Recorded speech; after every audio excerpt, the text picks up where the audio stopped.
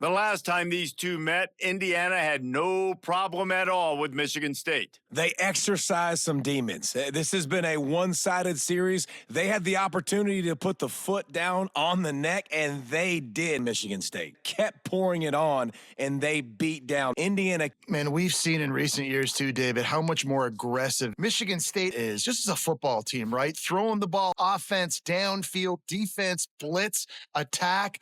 Indiana had no answer for it. They better have done their homework in practice because they're going to get all of it today. It is mostly the hardwood that's part of the sporting lore in the Hoosier State, but when these two square off like they're about to do, it's all about the old oaken bucket. It's all about the old oaken bucket is right. You get that trophy at the end of the game, and you get to hold up, and you get to celebrate and keep it for a year. So obviously, trophy bragging rights on the line. The old oaken bucket, man. I just feel like more is on the line. David, you said it. When there's a trophy involved in between Indiana and Purdue, this is one they want in the trophy case at the end of the day. This rivalry dates back to 1891, and you want to know how important the old oaken bucket is? When Lee Corso won it for the first time, he slept with the bucket. There are NFL players that don't sleep with the Lombardi trophy. So that just shows you how important this trophy is to these two teams. Oh, it shows you how awesome Lee Corso is, too, because he's also the guy that, when he had a lead on Ohio State, called a timeout, brought all of his players on the field, and took a picture in front of it saying Indiana was beating Ohio State. Welcome, everyone, to Jerry World, AT&T Stadium and the home of the Southwest Classic, and fans have been filling this place up for the past few hours, wrapping up the tailgates and fired up for what ought to be a sensational clash. This rivalry is intense, guys, but with all of the connections between the two, it's more like a family feud more so than a bitter war. And for example, about the connections, Reese, how about Vince Dooley, longtime Georgia coach? He went to Auburn. How about great player Pat Dye, All-American at Georgia, coaches at Auburn? The connections are real. The rivalry is real. The Bulldogs pulled one out of the fire and beat Auburn in a close one the last time these two met. Yeah, it was a really good one in the Deep South's oldest rivalry. You've seen so many great games in this matchup, and that was one of them. But Georgia came away with it, and Auburn got to think about that for a whole year. When Minnesota and Wisconsin get together, not much more satisfying than reaching around, grabbing that axe handle, and taking a swing at the goalpost. That's the stakes today, guys. Yeah, and a lot of stakes, a lot of emotion. These guys don't like each other. Listen, the Gophers and the Badgers are built the same, Palmer. They're the same identity. It's toughness. It's running the football. Who can establish that in this football game? And to me, it doesn't matter if you're a fan of either of these two schools. If you just love college football, what makes it great, it's the rivalry games, right? This is the most played rivalry in the FBS. Paul Bunyan's axe. This game is always so much fun to watch. Nice read and nice throw. And I know Wisconsin quarterbacks always get the unfair moniker that they're game managers, and it's because they've always been a great rushing offense. Just got to complete a couple throws and keep the offense on schedule. But when you think about the offenses where they've had a difference maker, a guy like Russell Wilson that were able to throw on first down, take shots, just make them so much more explosive. I think this guy has some of those traits. Quarterbacks always know their role. Sometimes they got to make the big plays, from a Darrell Bevel to a Russell Wilson. And knowing your role means knowing that you're going to hand the football off a lot, and you're going to be a play-action team and pick and choose your spots. But it won't be an offense with Wisconsin that it's opening up. It's throwing the football 30, 40 times a game. The games etched in the lore of this rivalry are typically tight last-second field goals and the like, but Wisconsin won in a blowout a year ago. Yeah, the Badgers grabbed that axe and bludgeoned the Gophers a year ago. Just beat them down, and they've talked about it all year long. That's not something you forget. Palmer, you know that taste in your mouth, and you will do anything to get it out.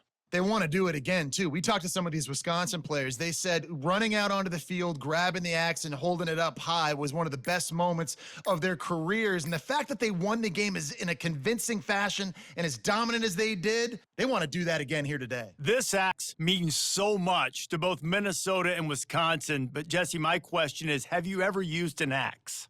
Improperly, and I almost chopped off my ankle once upon a time. You know, in Canada, we have to use axes quite often. We have fireplaces and gets very cold. But not like this axe right here. None as valuable or as important to thousands of people the way the Paul Bunyan's axe is. These old rivals have gone at it for a long time. First meeting way back in 1890. It is the most played rivalry at the highest level of college football. Yeah, you're right, Reese. And even though this game hasn't always had national championship implications or Heisman Trophy implications necessarily, this game defines what's so great about college football. It's the rivalries, right? You don't have to be, that is a great job getting to the quarterback. And when you're playing in Camp Randall Stadium in one of the loudest atmospheres in all of college football, and your offensive line can't hear the snap count, and you've got dudes like TJ Watt or JJ Watt coming off the edge, it's not a lot of fun. It's not really fun for this quarterback right now either, with this dude rushing him. The battle for Los Angeles, two spectacular uniforms, awesome backdrop, and the battle for the victory bell, guys. I was going to say, Reese, aesthetically, this is one of my favorite games of the year. I love when both schools wear their home unis, and they're traditional. They haven't changed very much over the years. This game's just fun to watch in every sense of the word. Fun for the fans, too, because they don't have to go anywhere. And you know what else is always cool? You tune in this game late in the season. What do you get? Great weather, too. I mean, it makes me jealous every year watching this football game. The victory bell's not some manufactured, concocted trophy, guys. This thing actually used to be on a train. That is so cool. And the origins of the story of all these rivalries and the trophies, Jesse, it's so cool. It's fun to find out about. And these guys out here are learning on the job about it. It's just really such a point of pride, the victory bell, not just here in the city of Los Angeles, but to these kids, there's just a different energy in this game. This crosstown rivalry dates back nearly 100 years, guys. The first meeting between the Trojans and the Bruins back in 1929. Yeah, and every year since, one thing Jesse, is the uniforms are crisp. They are clean. They are so sweet. This game means a lot late in the season every year. This is definitely my favorite uniform game of the year in college football, right? Both USC and UCLA with the home unis here in this great environment.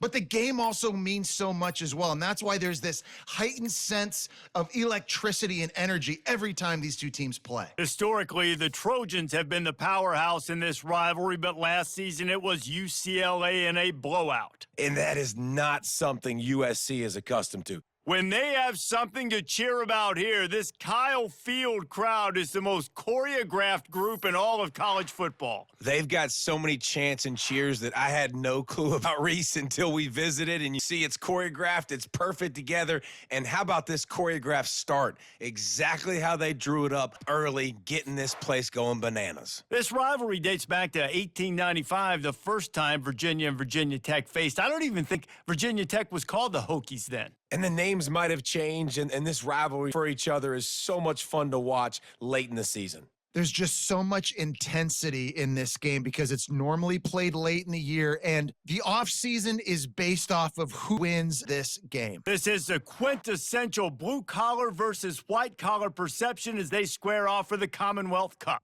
These two teams just don't like each other. And when Virginia Tech and Virginia take the field, man, there is a lot of hitting going on. It's always cool because it's later in the year, it's cold outside, and just the hitting, the physicality, the disdain for each other's so much fun to watch late in the season. Virginia Tech opened up a can the last time they saw the Hoos. Yeah, they took care of business, and they've dominated this rivalry, and Virginia knows that, and it's in their head. They're going to have to do something early in this football game to really turn that tide. You got to answer the bell. When Virginia and Virginia Tech play, you start fast. Last time it was the Hokies. Let's find out what happens here. The crowd already makes such a big impact in all college football games. This is the way you ignite them. You want to get them excited? QB breaking off a huge run? Yes, please. The crowd will be going bananas. Precision blocking up front created the open lane, and the running back followed it beautifully. It's pretty easy to follow an offensive line that makes those holes and just gives you a caravan all the way to the end zone. What an unbelievable job blocking up front.